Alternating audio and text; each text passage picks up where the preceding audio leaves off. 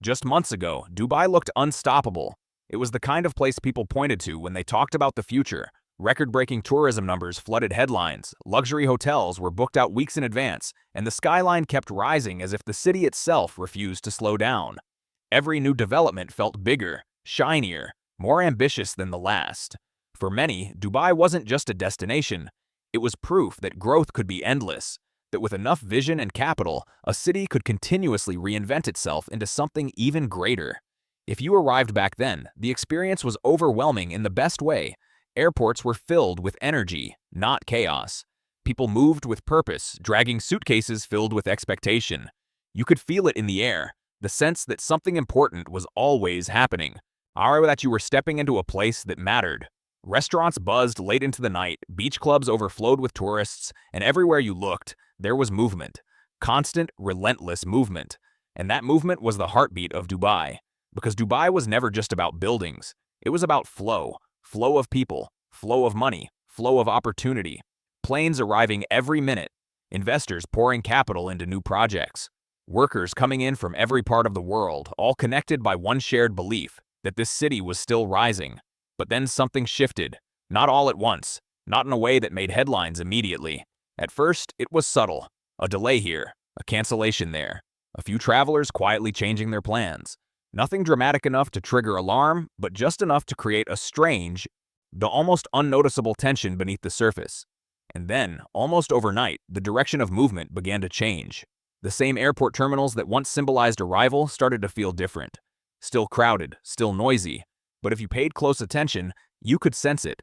The flow wasn't inward anymore, it was outward. People weren't rushing in with excitement.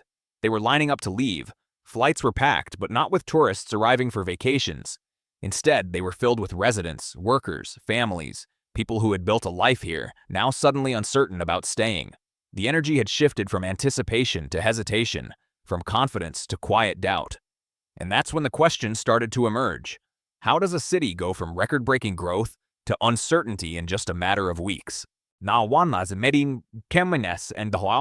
Because cities like Dubai aren't supposed to slow down.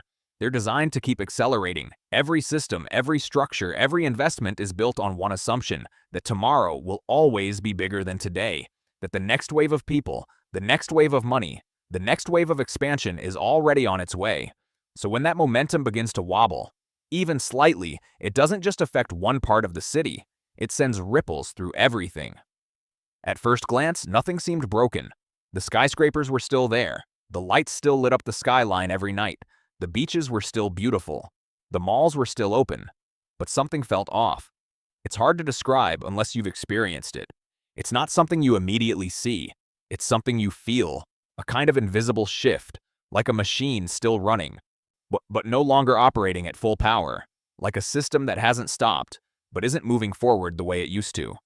And that's what makes it so difficult to understand, because the surface still looks the same, but underneath, something is changing. And once you start noticing it, you can't unsee it. The question is no longer whether Dubai is still functioning. The real question is whether the force that made it unstoppable is still there, or if, quietly, without anyone fully realizing it yet, that force has already begun to fade. If you want to understand what's really happening, you don't start with the skyline, you start with the airports. Because in a city like Dubai, airports don't just move people. They reveal direction. They tell you whether a place is pulling the world in or slowly letting it slip away. And for years, Dubai's airports were the ultimate symbol of acceleration. Planes arriving from every continent, terminals operating at near capacity, connections flowing seamlessly through one of the busiest hubs on Earth. It wasn't just infrastructure. It was proof that the city was at the center of something global, something constantly expanding. Every arrival gate told the same story. People coming in, tourists, entrepreneurs, workers, families, each one adding to the momentum. The system worked because it was built on continuous inflow. As long as new people kept arriving, everything else kept moving. But that's the part most people never think about. What happens when the direction changes? At first, nothing looks different. Flights are still full, terminals are still crowded, screens still show packed departure boards. If you walk through the airport without paying attention, you might assume everything is exactly as it was. But if you slow down, if you actually watch, you begin to notice something subtle, but deeply important. The crowd is no longer moving with the same energy. There's a difference between a crowd arriving and a crowd leaving. Arrivals carry excitement, curiosity, anticipation. Departures carry something else: finality, urgency, sometimes even relief. And when that second feeling becomes dominant, the entire atmosphere shifts. In recent weeks, that shift has become harder to ignore. Flights are being rerouted. Airspace restrictions are forcing airlines to adjust schedules. Some routes are disappearing altogether, not in a dramatic, headline-grabbing way, but gradually, quietly, like pieces being removed from a system that once felt seamless. And when that system starts to lose efficiency, people notice, not because of what's announced, but because of what they experience. Longer waits, uncertainty around travel plans, last-minute changes, the kind of friction that didn't used to exist, the kind of friction that makes people pause before booking a trip or reconsider staying longer than they planned. And that hesitation matters more than it seems, because Dubai's entire model depends on flow without friction. The moment movement becomes unpredictable, the moment travel feels complicated instead of effortless, the psychological equation changes. Suddenly, the question isn't, why not go to Dubai? It becomes, is it worth the risk? And once that question enters people's minds, even in a small way, it begins to affect behavior. Tourists delay trips. Business travelers shorten stays. Residents start thinking about alternatives, not because they're panicking, but because uncertainty, even at a low level, slowly reshapes decisions.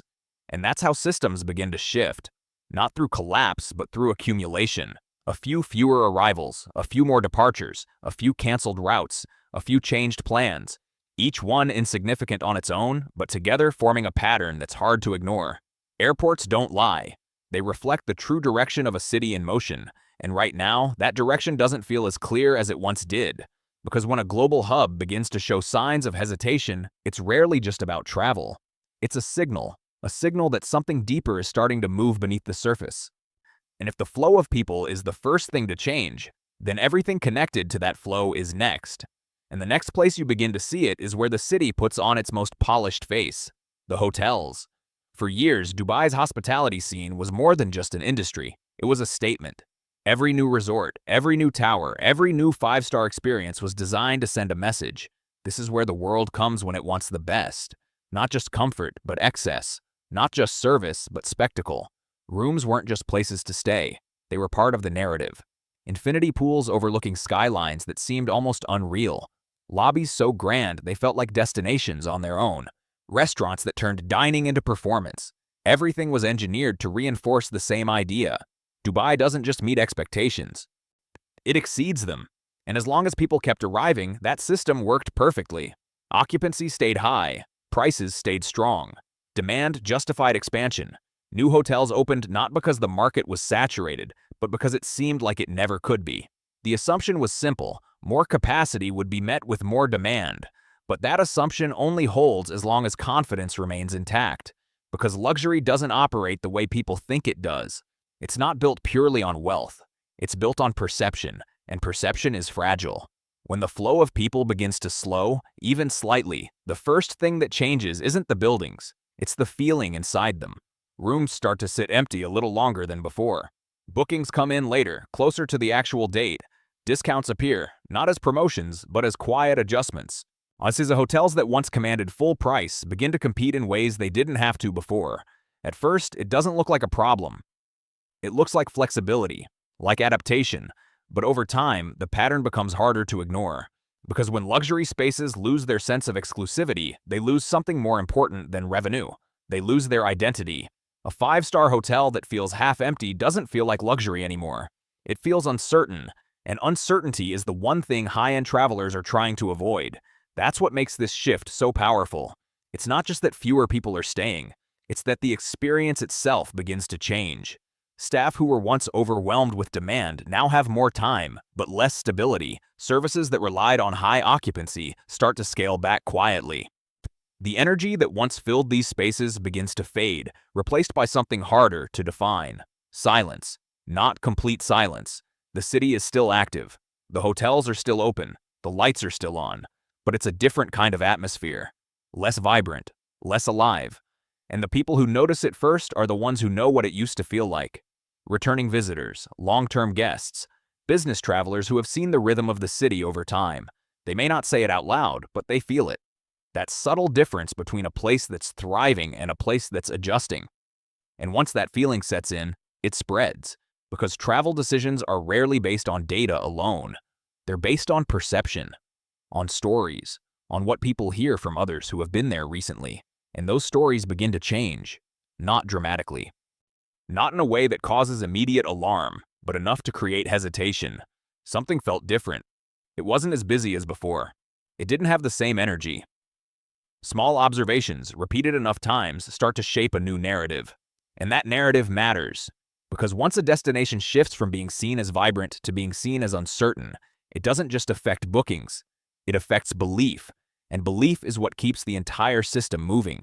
Without it, even the most impressive infrastructure begins to feel like a stage without an audience. The buildings are still there, the design is still flawless, the service is still professional, but something essential, the invisible layer that makes luxury feel real, starts to slip. And when that happens, the impact doesn't stay contained within hotels. It moves outward.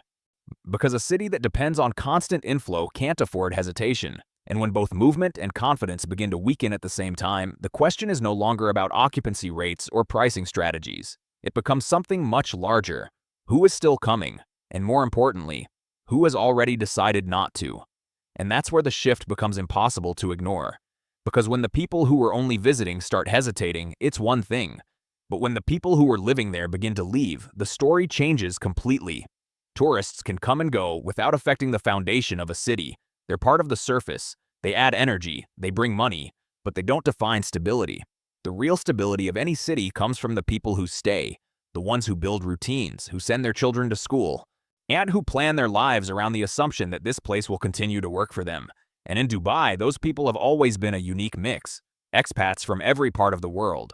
Professionals in finance, healthcare, engineering, entrepreneurs chasing opportunity, families building a future in a place that promised growth, safety, and global access. It wasn't just a temporary stop for many, it was a strategic decision, a belief that this city offered something better than what they had elsewhere. But belief is not permanent.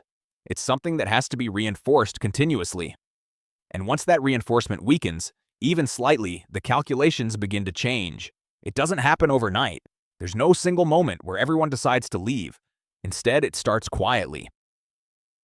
A conversation at dinner. A message from a friend who has already relocated. A job opportunity in another city that suddenly feels more attractive than it did before. At first, it's just a thought. What if we moved? Then it becomes a discussion. Maybe we should consider it. And eventually, for some, it becomes a decision. Visa cancellations begin to rise. Not dramatically, but steadily. School enrollments start to dip as families choose not to renew contracts.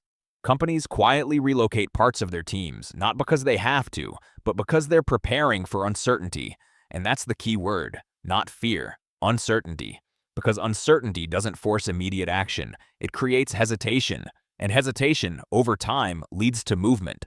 Doctors who once saw Dubai as a long-term base begin exploring options elsewhere.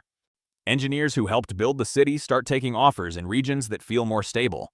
Middle managers, the invisible layer that keeps organizations functioning smoothly, begin to disappear one by one. Each departure on its own doesn't seem significant, but together they create a pattern. A slow thinning of the people who give the city its structure. Because a city isn't defined by its buildings. It's defined by the people who operate within them. The teachers who show up every day. The nurses who keep hospitals running. The managers who coordinate teams. The families who create communities. When those people begin to leave, not in panic, but in quiet succession, it changes something fundamental. It changes the feeling of the city. You start to notice it in small ways. A school that feels less full than it did last year. A clinic that takes longer to schedule appointments. A company that quietly restructures its operations. None of these are dramatic on their own, but together, they create a subtle shift in how the city functions. Less seamless, less predictable, less anchored. And that's when a deeper question begins to emerge. Not just is Dubai still growing, but is Dubai still holding on to the people who make it work? Because growth can be manufactured. Buildings can be constructed. Infrastructure can be expanded.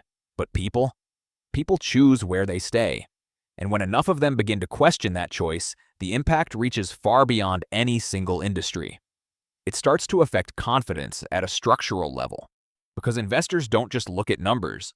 They look at stability, at long-term viability, at whether a place can sustain not just capital, but talent. And talent, once it begins to leave, is one of the hardest things to replace. Not because there aren't people willing to come, but because the kind of people who build systems, who maintain standards, who create continuity, they don't move based on short-term opportunity alone. They move based on trust. And trust, once shaken, doesn't return instantly. It takes time. Time that fast-moving cities don't always have. So the question becomes more complex. It's no longer about empty hotel rooms or shifting travel patterns. It's about whether the core of the city, the people who believed in it enough to stay, is beginning to loosen. And if that's happening, even slowly, then what we're seeing isn't just a temporary adjustment. It might be the early stage of something much deeper. Because when a city starts to lose its people, it's not just losing population, it's losing momentum.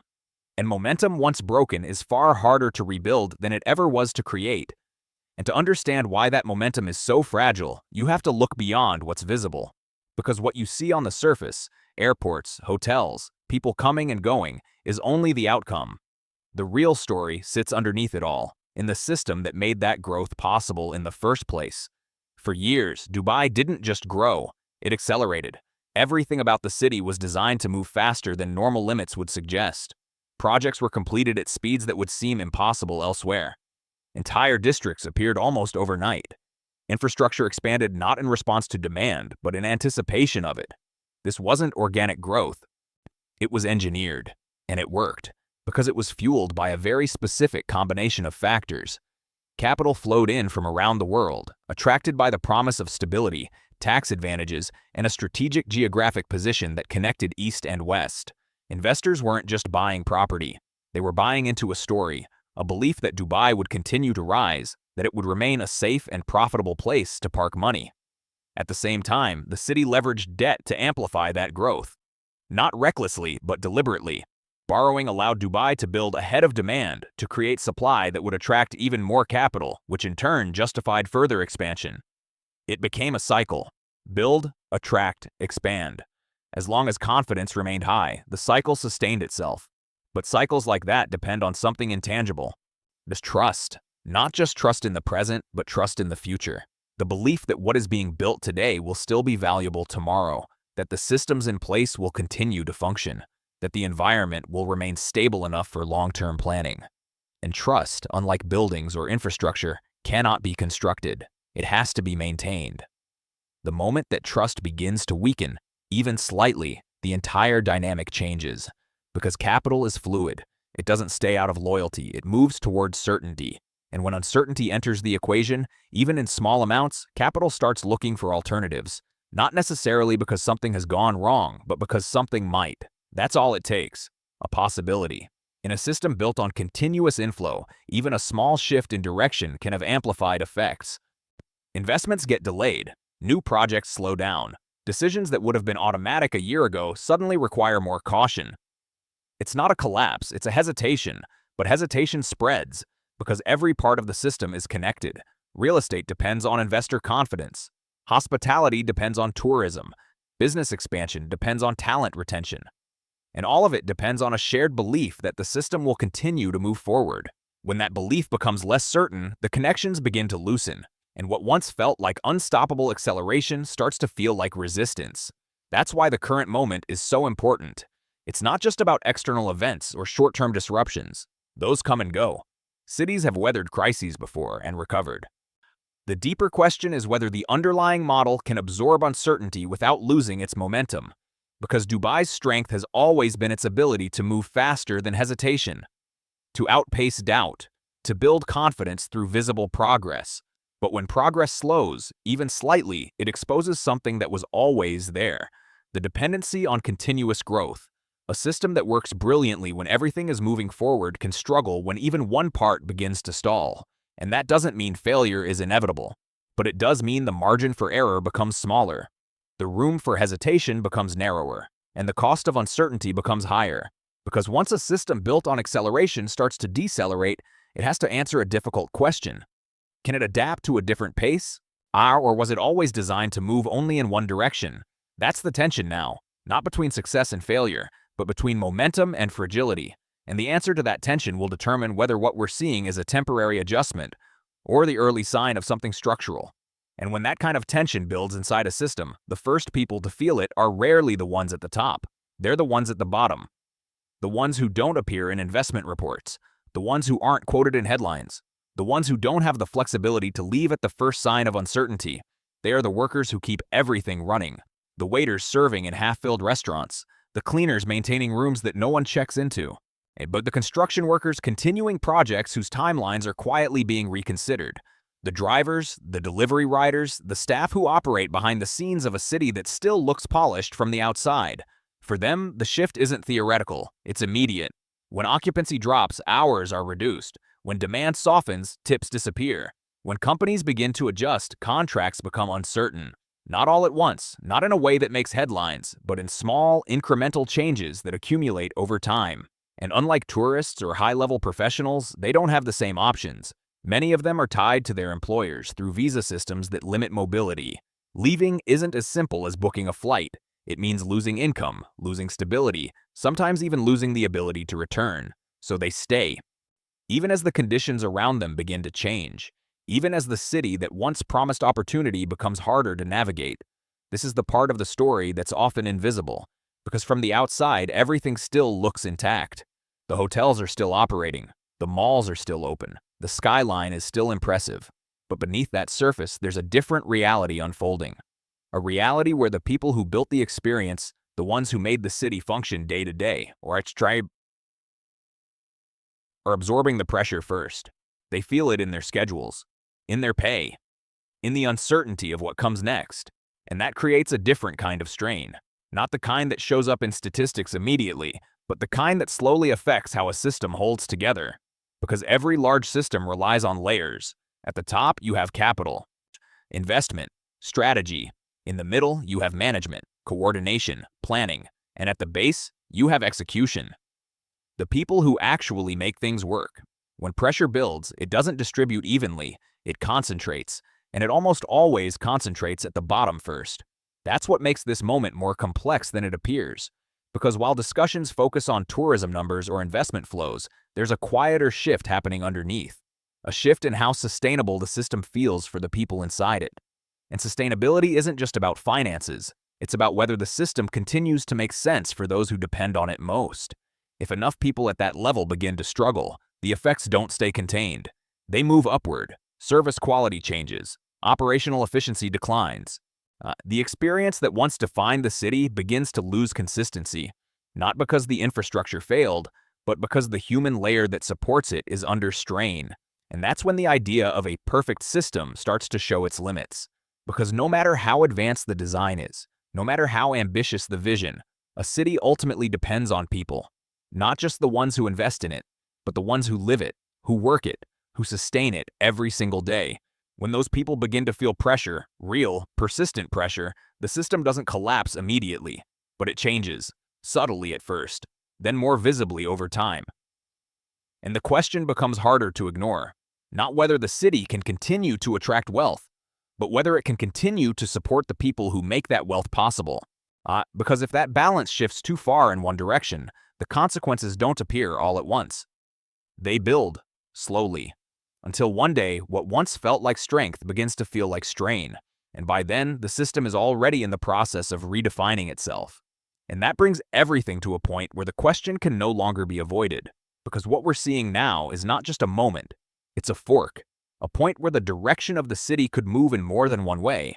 On one side, there's a path that many cities have taken before, a gradual shift from momentum to stagnation.